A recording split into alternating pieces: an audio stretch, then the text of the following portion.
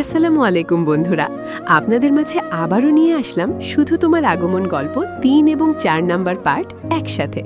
বেশি কথা না বলে গল্প শুরু করা যাক। রুদ্র দরজার সামনে এসে ধার ঘুরিয়ে পেছনে অধরার পানে তাকালো। খানিকটা মোলায়েম কণ্ঠে বলল, যেদিন নিজে কষ্ট করে বানিয়ে নিয়ে আসবি সেদিন খাবো। অধরার মাথায় ঢুকল না, ফ্যাল ফ্যাল করে তাকিয়ে থেকে ফট করে বলে উঠল, আমি কফি বানাতে পারি না। রুদ্র বলল, বানাতে পারিস না নাকি বানিয়ে দিতে চাইস না? পরপর রুদ্র কাট কাট গলায় বলল, যে পর্যন্ত নিজে বানিয়ে নিয়ে আসবি সে পর্যন্ত এই রুমে যেন কফি না আসে। অধরা গোল গোল চোখে তাকিয়ে রইল। রুদ্রকে কিছু বলার আগেই সে রুমের চৌখাট পেরিয়ে চলে গিয়েছে। ও তৎক্ষণাৎ তাড়াহুড়ো করে রুদ্রের পিছু নিল। অধরা রুদ্রের পিছু নিয়ে সিঁড়ি পর্যন্ত এলো। রুদ্র বুঝতে পারল অধরা ওর পেছন পেছন আসছে। ও পেছন ফিরে দাঁড়ালো। অধরাও দাঁড়ালো। রুদ্র ভ্রু উঠিয়ে বলল, কিছু বলবি? অধরা থমথমে গলায় বলল, আসলে আমি না আব্বু ছাড়া আর কারোর জন্য কফি বানাই না। রুদ্র হেয়ালি কণ্ঠে বলল, বেশ ভালো, তুই বানিয়ে খাওয়াবি কিনা সবই তোর ইচ্ছা, তবে মনে রাখিস আমার রুমে যেন কফি না আসে, আর যদি আসে তাহলে নিজে বানিয়ে নিয়ে আসবি। অধরা হাবার মতো তাকিয়ে রইল। রুদ্র চলে গেল। নিচে এসে মা রুকাইয়াকে বলে বেরিয়ে গেল গ্যারেজের দিকে। গ্যারেজে গাড়ি দুটো, একটা আরমান নেওয়াজের আরেকটা আরিফ নেওয়াজের। আরমান নেওয়াজের গাড়িটা আবার নতুন, 15 দিনের মতো হয়েছে বাড়িতে এনেছে। রুদ্র চলাফেরার জন্য এটাই নিয়েছে। কয়েকদিন যাক, দরকার হলে না হয় কিনবে, আর তাছাড়াও একটা গাড়ি পড়েই থাকে। ও গাড়িটা গ্যারেজ থেকে বের করে ড্রাইভ করে চলে গেল। মিনিট 10 পরে সামনে থেকে ইফতিকেও নিয়ে গেল। ইফতি ওর মুখ পানে তাকিয়ে বলল, কিরে, এমন মুখ বানিয়ে রেখেছিস কেন? ধুর, আর বলিস না, কিচ্ছু ভালো লাগে না। কেন, কি হলো আবার? তোর ওই চাচাতো বোন কি রিজেক্ট করে দিল? না, সেসব না, আসলে মেয়ে মানুষ পটানো ভাই এত সোজা না। ওই অধরাকে বলেছি কফি বানিয়ে খাওয়াবি, ও বলল আমি শুধু আব্বুর জন্য বানাই, তাই বলে এসেছি আমার কাছে কফি এলে তুই বানিয়ে নিয়ে আসবি, এছাড়া যেন কফি না আসে। ইফতি ভাবুক গলায় বলল, বাব্বাহ, এত বড় কথা বললি, তবে শিওর থাক বানিয়ে খাওয়াবে। রুদ্র ফোঁস করে শ্বাস ছেড়ে বলল, না রে, ওর অনেক জেদ, আর ওর বাবার জন্যই কফি বানায়, আর কারোর জন্য ছুঁয়েও দেখে না। ইফতি হেসে বলল, আরে ভাই, চিন্তা করিস না, যে কথা বলে এসেছিস না, খাওয়াবে খাওয়াবে। দেখা যাক কি হয়, 1 মাসের মধ্যে এ মেয়েটে পটাতেই হবে, নইলে ওটে বিয়ে দিয়ে দেবে। এখন আর কি করে পটানো ট্রাই করব বলে দে তো। ইফতি ভাবুক গলায় বলল, শুনেছি মেয়েরা কেয়ারিং পার্টনার পছন্দ করে, সেক্ষেত্রে তুই ওকে সময় অসময় কল দে, কল দিয়ে বলবি কি করছো, খেয়েছো কিনা, কিছু লাগবে কিনা। রুদ্র ভাবল কথাটা, আসলেই তো ভালোই আইডিয়া। ইফতি বলল, নাম্বার থাকলে এখনই কল দে। হ্যাঁ আছে, দাঁড়া। রুদ্র ফোনটা বের করল। কালকে আদ্রর থেকে অধরার নাম্বারটা নিয়েছিল, তবে কল দিতে গিয়ে ওর মাথায় ভূত চাপল। ও ইফতিকে বলল, ইফতি, তোর ফোনটা দে তো, তোর নাম্বার থেকে কল দিয়ে একটু শয়তানি করি। ইফতি ফোনটা দিল। রুদ্র নাম্বারটা উঠিয়ে বলল, নে তুই কথা বল। ইফতি ফোনটা হাতে নিয়ে বলল, আমি? তুই? কি বলবো? একটু ভালোভাবে কথা বলবি, বলবি আপনি প্রেম টেম করেন নাকি, এটা সেটা জিজ্ঞাসা করবি। ইফতি শয়তানি হেসে বলল, ঠিক আছে, তোর চাচাতো বোনকে না হয় তোর আগে আমিই পটিয়ে ফেলব। রুদ্র চোখ পাকিয়ে তাকালো। ইফতি হেসে বলল, সত্যি পটিয়ে ফেলব। ঠিক তখন অধরা কলটা রিসিভ করলো আর আননোন নাম্বার দেখে সালামও দিল। আসসালামু আলাইকুম। ইফতি স্বাভাবিক কণ্ঠে বলল, ওয়ালাইকুম আসসালাম। অধরা বলছো? হ্যাঁ, কিন্তু আপনি কে? আমাকে তুমি চিনবে না। কেন, আপনার বাবা মা কি নাম ঠিকানা কিছু করে দেয়নি? বিষয়টা তেমন না। তাহলে কেমন? আসলে অধরা, তোমাকে না প্রতিদিন দেখি, কথা বলার চেষ্টা করি, কিন্তু বলতে পারি না। অনেক অনেক ইচ্ছে করে কথা বলতে, কিন্তু কেমন একটা ভয় লাগা কাজ করে। অধরা কপাল কুঁচকে বলল, আমাকে কোথায় থেকে দেখেন? আসলে আপনার ধান্দা কি বলুন তো? কি আবার ধান্দা থাকবে? আমি তোমাকে দেখি, তোমার সাথে কথা বলার বাহানা খুঁজি, তুমি আর ধান্দা বুঝতে পারোনি? আচ্ছা, তুমি কি রিলেশন করো? অধরা এবার বুঝতে পারল এই ছেলের কথার ধরন। ও রেগে গিয়ে বলল, এমন সাথে ওসব ফ্লার্ট মারতে আসবেন না, ফোন রাখুন, না হলে আব্বুকে বলে হাসপাতালে পাঠানোর ব্যবস্থা করব। আরে, এমন করে বলছো কেন? কাউকে ভালোবাসো কিনা বলোই না। অধরা টুস করে ফোনটা কেটে দিয়ে নাম্বারটা ব্লক করে দিল। এসব ছেলেদের ওর ভালো করে চেনা আছে, ওর দরকার নেই এসব। এদিকে ইফতি অধরার নাম্বারটায় আবার কল দিল। যখন বুঝতে পারল নাম্বারটা ব্লক করা হয়েছে, তখনও ভাবলেস গলায় বলল, কি মেয়ে রে বাবা, এত ডেঞ্জারাস, পাত্তাই দিল না।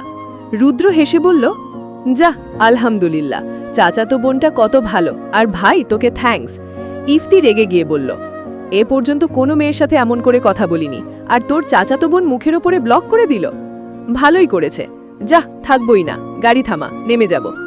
আরে সোনা ভাই আমার, রাগ করে না। পরদিন সকালবেলা অধরা আর সোহা বাধ্য মেয়ের মতো পড়তে এসেছে। অধরা আজকেও রুদ্রের পাশের চেয়ারটায় সোহাকে বসিয়েছে। পড়াশোনা শেষ হলে রুদ্র আজকেও জানায় ও অধরাকে নিতে যাবে।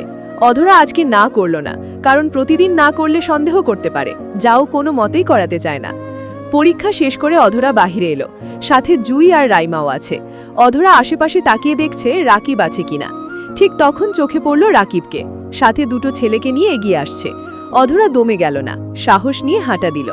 রাকিব ওর সামনে দাঁড়িয়ে বলল, পরীক্ষা শেষ?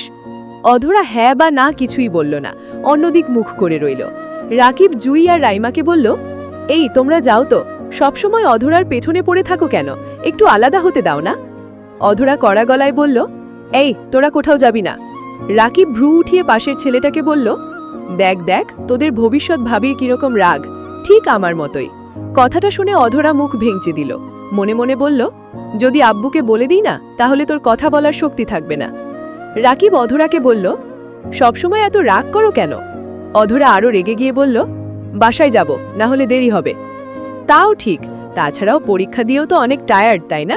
যাও বাসায় গিয়ে রেস্ট নাও, আর পারলে একবার কল দিও। অধরা ওর কথা শুনে হনহন করে জ্বলে গেল। পেছন পেছন জুই আর রাইমাও গেল। গেটের কাছে এসে দেখল রুদ্র আসেনি। ও জুই আর রাইমাকে বিদায় দিয়ে দাঁড়িয়ে রইল রুদ্রের অপেক্ষায়। ওদিকে রাকিবকে ওর একটা বন্ধু বলল অধরা নাকি গেটের সামনে দাঁড়িয়ে আছে, হয়তো কারোর অপেক্ষায়। রাকিব কৌতূহল নিয়ে গেটের সামনে এলো। কোনো কথা ছাড়া অধরার থেকে 2 কদম পেছনে দাঁড়ালো আর ওর দিকে তাকিয়ে হাসছিল। রুদ্র এলো গাড়ি নিয়ে। আজকে আবার বেশ হাসি খুশি দেখা যাচ্ছে। ও গাড়ি থেকে নেমে অধরার কাছে এগিয়ে এলো, সাথে তীক্ষ্ণ চোখে ওর পেছনে থাকা ছেলেটাকেও খেয়াল করতে ভুল করল না। রুদ্র অধরাকে বলল, গাড়িতে ওঠ। অধরা গাড়িতে উঠলেই রুদ্র ওর পাশে এসে দাঁড়ালো। অধরার দিকে তাকিয়ে হেসে বলল, কিছু খাবি? উহু, গাড়িতে উঠে আসুন। রুদ্র পাশ ফিরে গিয়ে গাড়িতে উঠল। অধরার চোখে পড়ল রাকিবকে। ও তেমন কোনো প্রতিক্রিয়া দেখালো না। রাকিব রাগে ফুঁসতে ফুঁসতে ক্যাম্পাসে ঢুকল। এই দেখে অধরা গভীর শ্বাস ছেড়ে রুদ্রকে বলল, দেরি করলেন কেন? অপেক্ষা করছিলি বুঝি? আপনি তো বললেন যে আসবেন। যদি না আসতাম তখন কি করতিস? কি আর করতাম, একাই চলে যেতাম। রুদ্র গাড়ি স্টার্ট দিল। কিছু দূর আসার পরে একটা জায়গায় গাড়ি থামালো। আসার সময় অনিমা কিছু ওষুধ আনতে দিয়েছিল রুদ্রর কাছে। ও সেগুলোই আনতে একটা ফার্মেসিতে গেল। অধরা বসে আশেপাশে তাকিয়েছিল। মিনিট 10 পরে রুদ্র এলো। ও গাড়িতে উঠে বসল। গাড়ি স্টার্ট দেওয়ার সময় ওর জানালার পাশে এসে দাঁড়ালো একটা পিচ্চি মেয়ে, হাতে তার বেলি ফুলের মালা। রুদ্র জানালার কাঁচ নামিয়ে নিতে একটা ফুলওয়ালি মেয়ে বলল, ভাইজান, ভাবির জন্য ফুলের মালা নিবেন? রুদ্র পাশ ফিরে অধরার দিকে তাকালো। অধরা কথাটা শুনেও না শোনার ভান করে অন্যদিকে তাকিয়ে রইল। রুদ্র মুচকি হেসে অধরাকে বলল, ফুল নিবি? অধরা হালকা মাথা নাড়িয়ে বলল, উহু। ও মুখে যতই বলুক নিবে না, কিন্তু ওর ফুলের প্রতি টানটা ছিল। আর ফুল দেখলে কেই বা নিতে চাইবে না। ও ভাবল যদি রুদ্র আরেকবার বলে তাহলে ও নিয়ে নিবে। রুদ্র অধরার চোখের দিকে তাকালো। অতঃপর ঘাড় ঘুরিয়ে মেয়েটাকে বলল, সবগুলো দিয়ে দাও আমাকে। মেয়েটা খুশি হলো একটু, বলল, সবগুলা নিবেন ভাইজান? রুদ্র মেয়েটার থেকে সবগুলো মালা নিল। অতঃপর ওয়ালেট থেকে চকচকে 1000 টাকার একটা নোট দিয়ে দিল। মেয়েটা এত টাকা নিতে চাইছিল না, অনীহা জানালো কয়েকবার। এরপরে রুদ্রই বলল ও খুশি হয়ে দিয়েছে। রুদ্র ফুলের মালাগুলো অধরার দিকে এগিয়ে দিয়ে হেসে বলল, তুই এক ফুল, আর তোর জন্য এই ফুল নে। অধরা অনীহা জানালো না, হাতে নিল। ও মনে মনে ফুলগুলো চেয়েছিল, কিন্তু এতগুলো না কিনলেও পারত, একটা হলেই হতো। ও একটা ফুলের মালা হাতে পড়ে রুদ্রকে বলল, একটা কিনলেই তো পারতেন, সবগুলো নিয়ে নিলেন কেন? নষ্ট হবে না?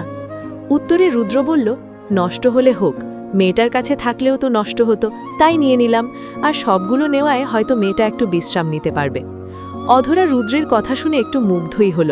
রুদ্রকে দূর থেকে যতটা কঠোর ভেবেছিল, ঠিক অতটাও কঠোর নয়, মনের দিক থেকেও ভালো আছে। রুদ্র কি যেন একটা ভেবে ফট বলল, আচ্ছা অধরা, এই ফুলগুলো কি নিয়ে আবার সোহাকে দিবি? অনেকগুলোই তো আছে, দুটো দিবনি। রুদ্র নীরের দৃষ্টিতে সামনে তাকিয়ে বলল, সব জিনিসই কি ভাগ করে দিস ওকে? কেন? বোন হয়তো আমার, ওকে আমি না দিলে কে দিবে? ভালোই, তবে ফুলগুলো দিস না। অধরা জিজ্ঞাসু দৃষ্টিতে তাকিয়ে বলল, কেন? রুদ্র গভীর গলায় বলল, বলতে গেলে ধরে নে এটা তোর কাছে আমার ছোট্ট একটা আবদার। আমার কিনে দেওয়া ফুলগুলো তুই নিজের কাছেই রাখিস। অধরা মনে মনে বলল, আমি এমনিতেও দিতাম না, বুঝলেন? রুদ্র পরপর বলল, আমার আবদার কি রাখবি না? অধরা ফুলগুলোর দিকে তাকিয়ে বলল, ঠিক আছে, আমার কাছেই রাখব। রুদ্র ওর ডান হাতটা অধরার দিকে বাড়িয়ে দিয়ে বলল, প্রমিস কর। অধরা ইতস্তত হয়ে হাত রেখে বলল, ঠিক আছে, প্রমিস। প্রথমবার অধরার হাতে হাত রাখতে পেরে রুদ্রের একটু আনন্দই লাগল। আপাতত এই আনন্দটা মনের মধ্যে চাপা দিয়ে গাড়ি ড্রাইভে মনোযোগ দিল। গাড়িটা মিনিট 25 পরে নেওয়াজ বাড়িতে এসে থামল। অধরা নেমে চলে গেল ভিতরে। রুদ্র গাড়িটা পার্ক করল না, গাড়িতে থেকে নেমে ফোন হাতে নিয়ে স্ক্রল করতে করতে ভিতরে ঢুকল। রাত তখন 9:20 অনিমা আর রুকাইয়া ড্রয়িং রুমে বসে টিভি দেখছেন আর টুকিটাকি সংসারের কথা আলোচনা করছিলেন। একটু পরেই রুমে চলে যাবেন। পাশে অধরা বসে সোহাকে মেহেদি পরিয়ে দিচ্ছিল। ওদিকে সিঁড়ির উপরে দাঁড়িয়ে তীক্ষ্ণ দৃষ্টিতে অধরাকে দেখছে রুদ্র। কেউই খেয়াল করছে না বা কারো ধারণাতেই নেই রুদ্র ওখানে দাঁড়িয়ে আছে। রুদ্র ভাবতে লাগলো কি করে একটু অধরাকে কাছে আনা যায়। ঠিক করল নিচে গিয়ে অধরাকে বলবে মাথাটা একটু ম্যাসাজ করে দিতে। তাছাড়া আর তেমন কোনো আইডিয়া মাথায় আসছে না। যেই ভাবা সেই কাজ। রুদ্র নিচে নেমে সোফায় বসল আর সোহাকে বলল, সোহা, মাথাটা সেদিনের মতো একটু ম্যাসাজ করে দে তো। অমনি অধরা রুদ্রের দিকে তাকালো, মনে মনে বলল, সেদিন কি সোহা ম্যাসাজ করে দিয়েছিল? আমি নিজেই তো দিয়েছিলাম। আর কি মিথ্যে কথা বলছে? আর উনি কি দেখতে পাচ্ছেন না সোহার হাতে মেহেদি? সোহা হাত উঠিয়ে বলেই উঠল, ভাইয়া দেখো আমার হাতে মেহেদি। আর সেদিন তো অধরা আপুই তোমাকে মাথা ম্যাসাজ করে দিল ভালো করে। আপুকে বলো। পাশ থেকে অনিমা মেয়েকে বললেন, অধরা, রুদ্র কি বলছে শোনো, সেদিনের মতো মাথাটা ম্যাসাজ করে দে। অধরা মেহেদি রেখে উঠে রুদ্রের পেছনে এসে দাঁড়ালো। আলতো করে হাত রাখল রুদ্রের কপালে। এর একটু পরেই অনিমা আর রুকাইয়া চলে গেলেন। সোহারও ভালোই ঘুম পাচ্ছে। ঘুম ঘুম মুখশ্রী নিয়ে বলল, আপু, আমার না ঘুম পাচ্ছে, চলে গেলাম। আর একটু থাক, আমাকে ফেলে চলে যাবি? আপু ঘুম পাচ্ছে।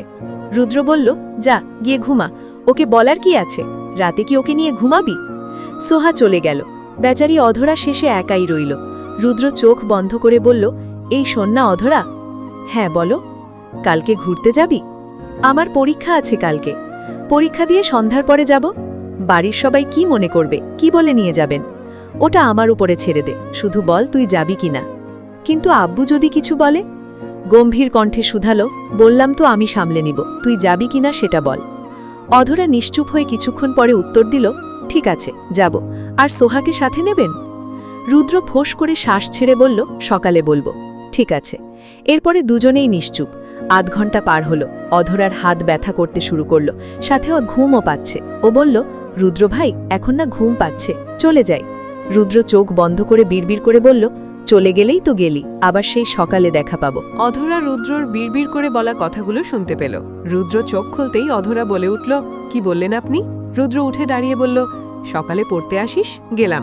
অধরা রুদ্রর যাওয়ার পানে তাকিয়ে বিড়বিড় করে বলল, এতক্ষণ মাথা টিপে দিলাম তখন ভালো লাগলো, আর এখন রেখে চলে যাচ্ছে। এরপরে শুধু বললেন তখন মাথা না গলা টিপে দিব। রুদ্র সিঁড়ির মাঝখানে গিয়ে থেমে অধরার দিকে তাকিয়ে বলল, বকা বাদ দিয়ে ঘুমাতে যা, আবার কালকে। এখন থেকে এটা তোর চাকরি, বুঝলি? অধরা মুখ ভেঙচি দিয়ে সিঁড়ি দিয়ে উপরে চলে এলো। রুমে এসে দরজা লাগিয়ে দিয়ে ওয়াশরুমে ঢুকলো। ফ্রেশ হয়ে বেরিয়ে বিছানায় এসে বসলো। আবার নেমে গেল বিছানা থেকে। রিডিং টেবিলে এসে সেই বেলি ফুলের মালাগুলো নিয়ে বিছানায় এলো। সবগুলো মালা হাতে পড়ে শুকে শুকে তার সুবাস নিচ্ছিল। ঠিক তখন মনে পড়ল রুদ্রর কথা। তখন ফুলগুলো দিয়ে আবদার করে বলেছিল, ফুলগুলো তোর কাছে রাখিস। অধরা ভাবতে ভাবতে অজান্তেই মুচকি হাসল। মনে মনে বলল, আমি এমনিও ফুলগুলো দিতাম না, তবু একটু নাটক করার দরকারই ছিল, না হলে আপনার দাম বেড়ে যেত। ও ফুলের মালাগুলো হাত থেকে খুলে বালিশের কাছে রেখে শুয়ে পড়ল। কত কত ভাবনা ভাবতে ভাবতে ঘুমিয়ে পড়ল। সকালবেলা অধরা আর সোহা রুদ্রর কাছে পড়তে এসেছিল। আজকেও অধরা রুদ্রর পাশে সোহাকেই বসিয়েছিল। রুদ্র অনেক ভেবে দেখল কালকে থেকে ও আর সোহাকে বসতে দেবে না। ওকেই কিছু একটা করতে হবে, না হলে প্রতিদিন এমনই হবে। আরমান নেওয়াজ আর আরিফ নেওয়াজ চলে গেলেন অফিসে, সাথে সোহাও গেল। ওকে কলেজে নামিয়ে দিয়ে ওনারা অফিসে চলে যাবেন। আদ্র আজকে অফিসে যায়নি, ভার্সিটিতে যাবে বলে। ও রেডি শেডি হয়ে নিচে এলো। রুদ্র নামলো। অধরা খাবার টেবিলে বসে খাচ্ছিল। রুদ্র গিয়ে বসলো খাবার টেবিলে, আর আদ্র এগিয়ে গিয়ে অধরার চুল টান দিয়ে পাশের চেয়ারে বসল। অধরা ওর দিকে তাকিয়ে বলল, ভাইয়া চুল টান দিলে কেন? আদ্র কপাল কুঁচকে বলল, আমি দিয়েছি? তোর চুলই তো আমার হাত দেখে টান দিল। পাশ থেকে রুকাইয়া আদ্রর কাঁধে হালকা চাপড় মেরে বললেন, এই তুই শুধু শুধু ওকে জ্বালাস কেন বলতো? খেতে দে মেয়েটাকে। অধরা বলল, ঠিক বলেছ বড় আম্মু, ভাইয়া সবসময় এমন করে। আদ্র গাছাড়া ভাব নিয়ে রুদ্রকে শুনিয়ে অধরাকে বলল, আমি এমন না করলে কে করবে? আমিই তো তোর ভবিষ্যৎ। তুই শ্বশুরবাড়ি যাবি, তোকে দিয়ে আসবো, নিয়ে আসবো।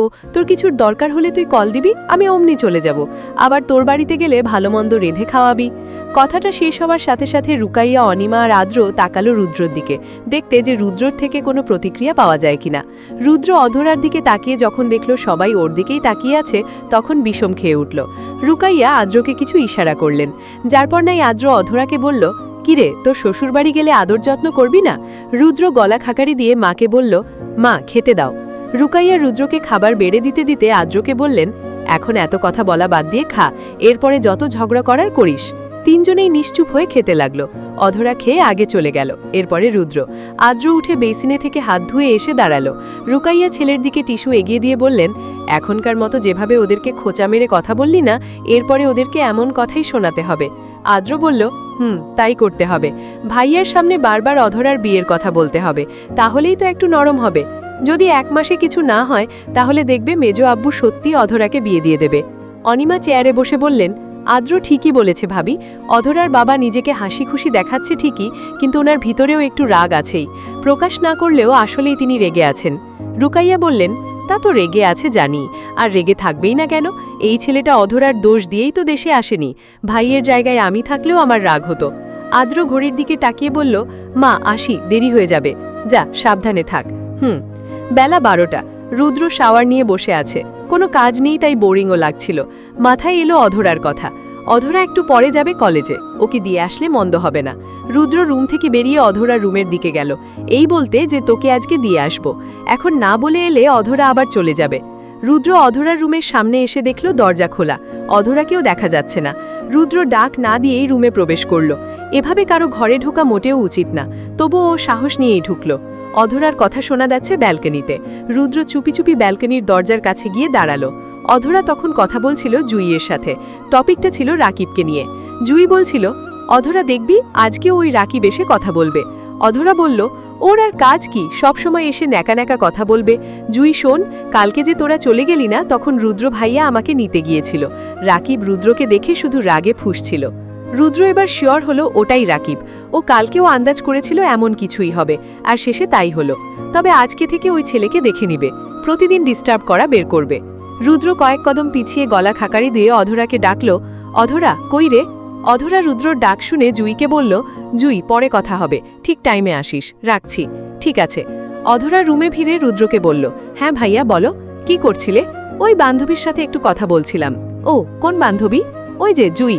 ও, কিছু বলবেন? পরীক্ষা দিতে যাবি তখন? একটু পরেই। আমি দিতে যাব। আপনি যাবেন? রুদ্র ভ্রু উঠিয়ে বলল, কেন, কোনো সমস্যা?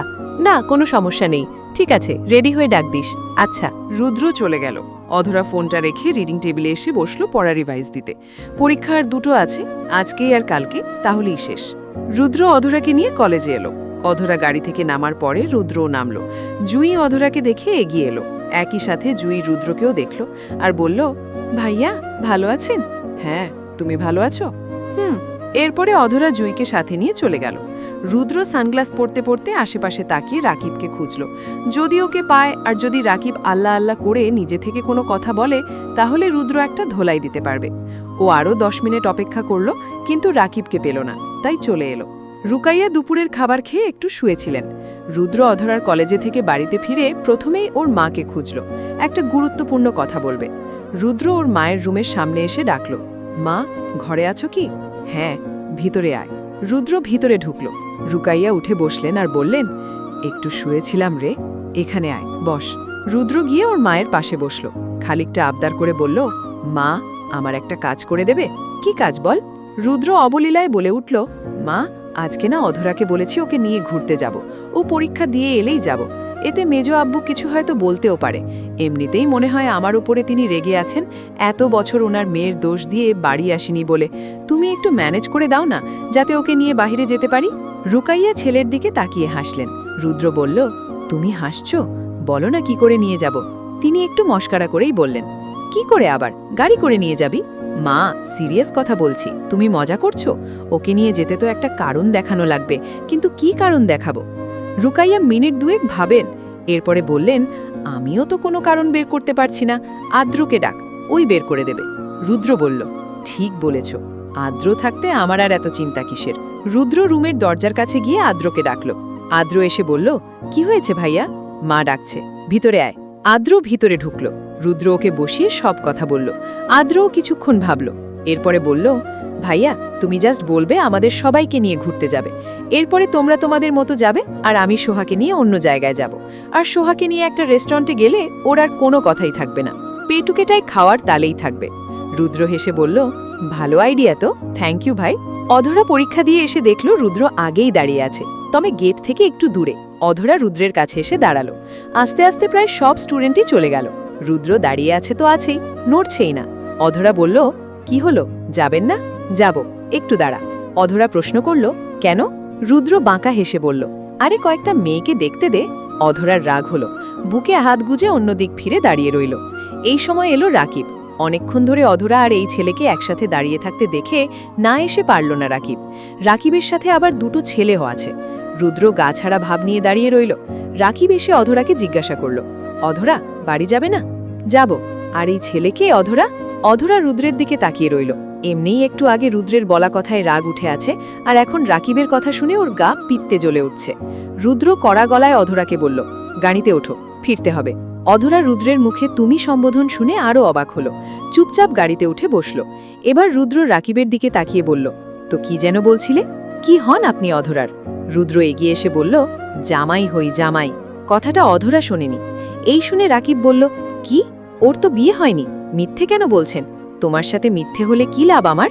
আর অধরাকে নিয়ে কথা বলার রাইট পাও কই থেকে? ভালোবাসি ওকে। রুদ্র খামচে ধরল রাকিবের শার্ট। অধরা গাড়িতে থেকে দেখেও কিছু বলল না, মনে মনে এই চেয়েছিল।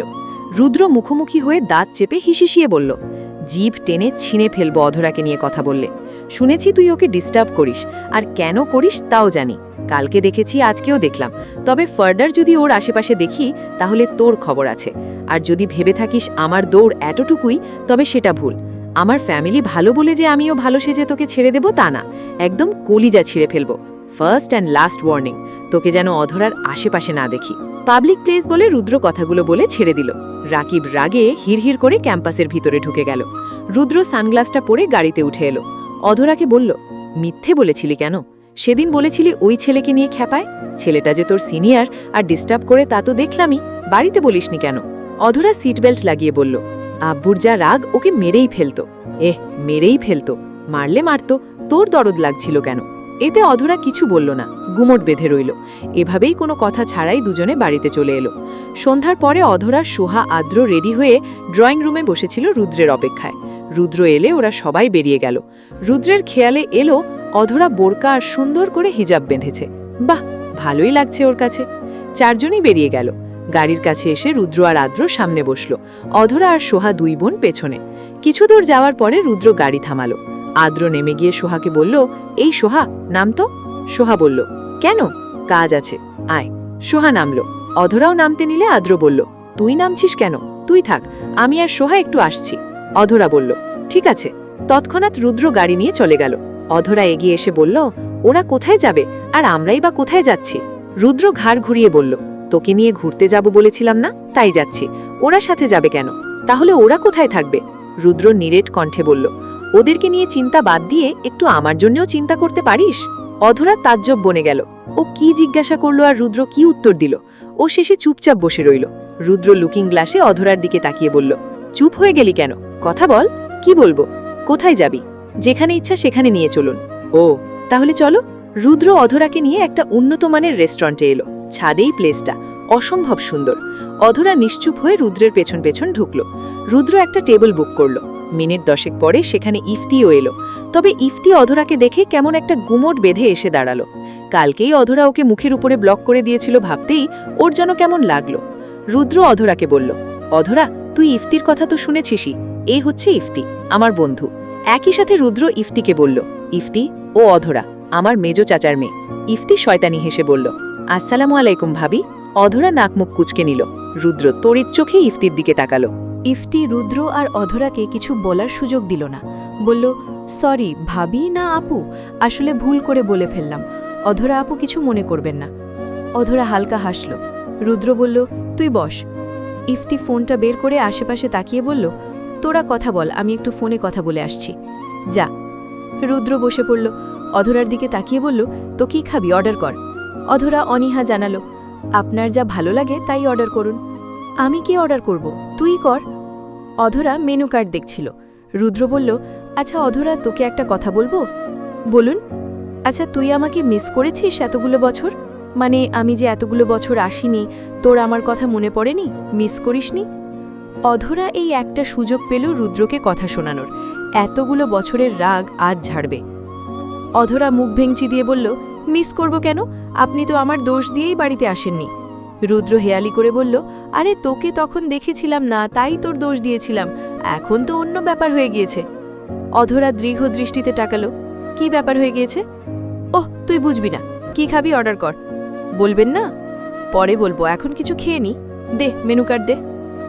এদিকে আদ্র সোহাকে নিয়ে ঢুকলো আরেকটা রেস্টুরেন্টে। সোহা বসে জিজ্ঞাসা করল, ভাইয়া ওরা কি আমাদের রেখে চলে গেল? আদ্র বলল, রুদ্র গিয়েছে অধরাকে নিয়ে আলাদা করে সময় কাটাতে, ওদের ঘোরাফেরা শেষ হলে ওরা আবার নিয়ে যাবে, চিন্তা করিস না। আর কিছু খেলে অর্ডার কর। সোহা খুশি হয়ে বলল, করব? কর, তবে বেশি কিছু অর্ডার করলে পিটাবো ধরে। সোহা ঠোঁট উল্টিয়ে বলল, অমন করো কেন, আজই তো। ঠিক আছে। আদ্র ওয়েটারকে ডেকে সোহাকে বলল কি খাবে অর্ডার করতে। সোহা যা যা খাবে তা ওয়েটারকে বলল।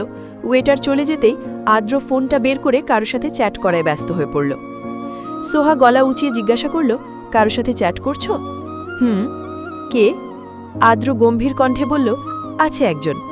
সোহা আর আগ্রহ নিয়ে বলল, মেয়ে না ছেলে? আদ্র কিছু একটা ভাবল, এরপরে বলল, মেয়ে। সোহার মুখটা ফ্যাকাশে হয়ে গেল। অতঃপর আর কোনো প্রশ্ন জিজ্ঞাসা করল না, চুপচাপ বসে রইল। কি জন্যে চুপচাপ রইল আদ্র টের পেল, তবে গা ছাড়া ভাব নিয়ে বসে রইল। ওয়েটার এসে খাবার দিয়ে গেল। সোহা তখনও চুপচাপ। আদ্র জিজ্ঞাসা করল, কি রে, খা? খাবো না। কেন? খিদে নেই, ভালো লাগছে না। তাহলে অর্ডার করলি কেন? খাচ্ছি। রাত 10:15। রুদ্র অধরাকে নিয়ে রেস্টুরেন্ট থেকে বেরিয়ে গাড়িতে উঠল। অধরা এবার নিজে থেকেই রুদ্রের পাশে বসল। এখন ওরা আদ্র আর সোহার কাছে যাবে, তাও আধ ঘন্টার মতো লাগবে, আর বাড়িতে ফিরতেও ওদের ভালোই রাত হবে। রুদ্র ওর মাকে আর অধরার মাকে জানিয়ে দিল রাত হবে ফিরতে। রুদ্র এক হাতে স্টিয়ারিং ও ওপর হাতে ফোন নিয়ে কল দিল আদ্রকে। হ্যালো ভাইয়া, তোমাদের আসতে কতক্ষণ লাগবে? এই আসছি, আরেকটু ওয়েট কর। ঠিক আছে, একটু তাড়াতাড়ি এসো, না হলে আবার ফিরতে দেরি হবে। রুদ্র ফোনটা ডেস্কে রাখতেই অধরা বলল, ওদের সাথে নিয়ে এলে কি এমন মহাভারত অশুদ্ধ হতো? রুদ্র শ্বাস ছেড়ে বলল, আমার দরকার তোকে নিয়ে ঘোরা, ওদের কেন সাথে নিয়ে আসব? ইফতিকে নিয়ে এলেন যে? ওটা আমার বন্ধু। ভাই বোনদের নিয়ে যেতে অসুবিধে, আর বন্ধুকে সাথে নেওয়া সেটা কিছু না। রুদ্র ধমক দিয়ে বলল, এই চুপ করবি, সবসময় বেশি বেশি কথা বলতে হবে, আমার সামনে থাকলে চুপ করে থাকবি। অধরা রেগে গিয়ে অন্যদিক ফিরে তাকিয়ে রইল। বেশ, ও যখন এত কথা বলে তাহলে এরপরের থেকে আর কথাই বলবে না, চুপচাপই থাকবে। অধরা সিটে হেলান দিয়ে রাস্তার দিকে তাকিয়ে থাকতে থাকতে ঘুম এসে পড়ল। রুদ্র খেয়াল করল অধরা ঘুমিয়ে গিয়েছে। ও আদ্রদের কাছে আসা পর্যন্ত অধরাকে দেখতে দেখতেই ড্রাইভ করল। আদ্র আর সোহা রাস্তার পাশে দাঁড়িয়েছিল। রুদ্র গাড়ি নিয়ে এসে ওদের উঠতে বলল। সোহা আগে গাড়িতে উঠল, এরপরে আদ্র। আদ্র অধরাকে ঘুমিয়ে থাকতে দেখে ডেকে বলল, এই কি রে, ঘুরতে গিয়ে ঘুমিয়ে পড়েছিস? এই দেখ, বাড়িতে চলে এসেছি। অধরা উঠল না, আদ্র আর কিছু বলল না। সোহা ওর মতো বসে আছে, আদ্রর দিকে ঘুরেও তাকাচ্ছে না। গাড়িটা বাড়িতে এসে থামল। আদ্র অধরাকে ডেকে উঠালো। অধরা গাড়ি থেকে নেমে মিনিট দুয়েক দাঁড়িয়ে রইল। ঘুমের ভাব চলে যেতেই ও হাঁটা দিল ভিতরে। ড্রয়িং রুমে বসেছিলেন আরিফ নেওয়াজ। অধরা এগিয়ে এসে অবাক কণ্ঠে বলল, আব্বু, ঘুমাওনি এখনো? কত রাত হয়েছে? আরিফ নেওয়াজ এতক্ষণে হাসলেন মেয়েকে দেখে। এতক্ষণ খুবই চিন্তায় ছিলেন। তিনি উঠে দাঁড়িয়ে বললেন, ঘুমাবো এখন, তুমিও ফ্রেশ হয়ে শুয়ে পড়ো। ঠিক আছে। আরিফ নেওয়াজ চলে গেলেন। অধরা সিঁড়ি বেয়ে ওপরে চলে এলো নিজের রুমে। আদ্র আর সোহাও চলে গেল যে যার মতো করে। ওদিকে রুদ্র গাড়িটা গ্যারেজে রেখে ভিতরে ঢুকল। মেন দরজা বন্ধ করে ড্রয়িং রুমের লাইটটা নিভিয়ে সেও চলে গেল নিজের রুমে। পরদিন সকালবেলা অধরার ঘুম ভাঙল দেরিতে। তখন মোবাইল হাতে নিয়ে দেখল এখন বাজে 8টা। ও মোবাইলটা রেখে আড়মোড়া ভেঙে উঠে বসল। অনেক রাতে ঘুমানোর ফলেই এখন ঘুম থেকে এত দেরিতে ওঠা। মনটাও বেশ ভালো আজ। ও ফ্রেশ হয়ে নিচে এসে সোজা খাবার টেবিলে চলে গেল। আদ্র আগেই বসা ছিল। অধরার মনটা আজকে ভালো থাকায় ও আদ্রর চুল টেনে পাশের চেয়ারে বসল। আদ্র ঘাড় ঘুরিয়ে ওর দিকে তাকিয়ে বলল, বাব্বা, আজ সূর্য কোন দিকে উঠেছে রে? তুই আজ আমার মাথার চুল টান নিলি? কই, আমি দিয়েছি, তোমার চুলই তো আমার হাত টান দিল। আমার কথা আমাকেই ঘুরিয়ে দিচ্ছিস? এই সময় সোহা এলো কলেজ ড্রেস পরে রেডি হয়ে। ও এসে অধরার তাসে বসল। অনিমা এসে খাবার বেড়ে দিলেন। অনিমা সোহাকে বললেন, সোহা, আজ কিন্তু তোর একাই যেতে হবে। তোর বড় আব্বু মেজো আব্বু ড্রাইভারকে সাথে নিয়ে অফিসে চলে গিয়েছে। কি, এত আগেই চলে গিয়েছে? তাহলে কার সাথে যাব? কেন, আদ্র তো ভার্সিটি যাচ্ছে, ওর সাথে যাবি? ঠিক আছে। আদ্র খাবার খেয়ে উঠে সোফায় এসে বসল আর সোহাকে বলল তাড়াতাড়ি খেতে। সোহা খেয়ে চুপচাপ ওর সাথে চলে গেল, বাড়তি কোনো কথাও বলল না। আদ্র বেশ বুঝে শুনেই চাল চেলেছে, আপাতত কিছু বলবে না, পরে ধরবে ওকে। অধরা খাবার খেয়ে নিচে কিছুক্ষণ বসে থেকে উপরে চলে গেল। সামনে পড়ল রুদ্র। রুদ্র পকেটে হাত গুজে অধরাকে দেখতে দেখতে বলল, কেমন আছিস? অধরা কিছু বলবে ঠিক তখন ওর মাথায় এলো রাতের কথা। রুদ্র বলেছিল ওকে চুপচাপ থাকতে, সেই হিসেবে ও কোনো কথা বলল না, চুপচাপ দাঁড়িয়ে রইল। রুদ্র বলল, তোকে কিছু জিজ্ঞাসা করেছি? অধরা তখনও চুপ, শুধু তাকিয়ে রইল। রুদ্র কপালদয়ে ভাঁজ ফেলে বলল, মুখে কথা নেই কেন, বোবা হলি নাকি? অধরা এবারও মিশচুপ। রুদ্রের রাগ হলো, গম্ভীর কণ্ঠে বলল, কি হয়েছে তোর? অধরা এবারও নিশ্চুপ, তবে আর দাঁড়ালো না, চলে গেল নিজের ঘরের দিকে। রুদ্র কপাল কুঁচকে তাকিয়ে রইল ওর দিকে। ভাবল, ও কি রাগের কোনো কথা বলেছে নাকি বকেছে? কিছুই তো করেনি, তাহলে কথা বলল না কেন? মুড সুইং নাকি? কি জানে, হতেও পারে। কথাগুলো ভাবতে ভাবতে নিচে এলো। ওর মাথায় তখনও শুধু অধরার কথাই ঘুরপাক খাচ্ছিল। অনিমা ওকে খাবার বেড়ে দিল। ও খাবার খেয়ে চুপচাপ ওপরে চলে এলো। সকাল 9টা। অধরা পরীক্ষা দিতে গেল আজকে, রুদ্রকে না বলেই। ড্রাইভারই নামিয়ে দিয়ে গিয়েছে। অন্যদিকে রুদ্র গুরুত্বপূর্ণ কাজে বাইরে গিয়েছে। অধরা আর রুদ্র বাড়িতে না থাকায় বিকেলের দিকে পরে রুকাইয়া, অনিমা আর আদ্র মিটিং বসিয়েছে, কি করে রুদ্র আর অধরাকে এক করা যায়। অনিমা জানালো তার বড় বোনের ছেলে জীবনকে একদিনের জন্য আসতে বলবেন, আর বাদবাকি সব আদ্রই শিখিয়ে দেবে। অধরার পরীক্ষা ভালোই শেষ হলো। কালকে থেকে আর পরীক্ষা নেই। অধরা গেটের কাছে এসে দেখতে পেল রুদ্র দাঁড়িয়ে আছে। অধরা চুপচাপ এসে গাড়িতে উঠল। রুদ্র আরও অবাক হলো। প্রতিদিন তো এসে বলে যে ভাইয়া যাবেন না, আর কি এমন হলো যে সকাল থেকে কথা বলছে না, আবার এখনো কোনো কথা বলল না? এই মেয়ের হলোটা কি? রুদ্র গাড়িতে উঠতে বসতে বলতে অধরাকে বলেই উঠল, কিরে, কথা বললি না কেন আজকে? অধরা তাকিয়ে রইল। রুদ্র মাথা নাড়িয়ে বলল, কিরে, কথা বল। আচ্ছা, তোর হয়েছেটা কিরে? কথা কেন বলছিস না? তোকে কিছু বলেছি না বকেছি, কথা কেন বলছিস না? এবার একটু কথা বল তো।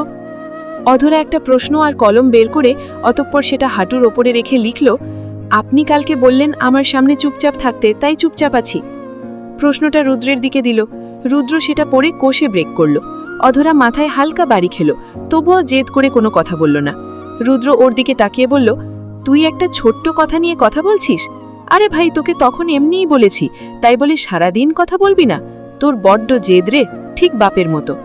অধরা চেতে উঠল, খবরদার, আমার বাবাকে নিয়ে কথা বলবেন না। রুদ্র মুখ বেঁকিয়ে বলল, আচ্ছা, এত বড় কথা? আমি বাড়িতে গিয়ে আব্বুকে বলে দেব আপনি তাকে পোল্টিবাজ বলে বকেছেন। রুদ্র গা ছাড়া ভাব নিয়ে বলল, যা গিয়ে বল, দেখবি সামনের সপ্তাহে তোকে বিয়ে দিয়ে দেবে।